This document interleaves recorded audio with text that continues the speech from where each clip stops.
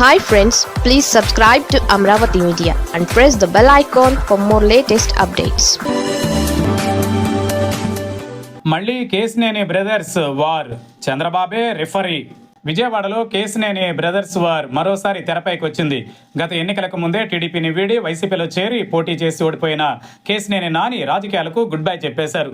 అదే సమయంలో అన్నతో విభేదించి ఆయన స్థానంలో టీడీపీ టికెట్ తెచ్చుకుని గత ఎన్నికలలో తొలిసారి ఎంపీ అయిన కేసినేని చిన్ని దూకుడుగా వ్యవహరిస్తున్నారు. తాజాగా కేసినేని చిన్ని అవినీతిపై నాని అనుచరులు సోషల్ మీడియాలో పోస్టులు పెడుతున్నారు. ఇందులో భాగంగా తాతినేని రాంబాబు అనే ఓ అనుచరుడు పెట్టిన పోస్ట్ వివాదాస్పదం కావడంతో అతనిపై ఎంపీ చిన్ని ఆఫీస్ వర్గాలు పోలీసుల్ని ఆశ్రయించాయి. దీంతో మాజీ ఎంపీ కేసినేని నాని ఈ వ్యవహారాన్ని ట్వీట్ ద్వారా సీఎం చంద్రబాబు దృష్టికి తీసుకువెళ్లారు. తాను దాదాపు 2 సంవత్సరాలుగా రాజకీయాలకు పూర్తిగా దూరంగా ఉన్నానని, అయినప్పటికీ ఏమాత్రం రాజకీయ ప్రమేయం లేని తన చిన్ననాటి స్నేహితుడు తాతినేని రాంబాబుపై ప్రస్తుత ఎంపీ ప్రోత్సాహంతోనే అన్నట్లు తప్పుడు క్రిమినల్ ఫిర్యాదులు బనాయిస్తున్నారని టాస్క్ ఫోర్స్ పిఎస్ఐ నవీన్ ఆయన ఇంటిలో లేని సమయంలో వెళ్లి ఆయన తల్లిని వేధించారని నాని ట్వీట్ చేశారు.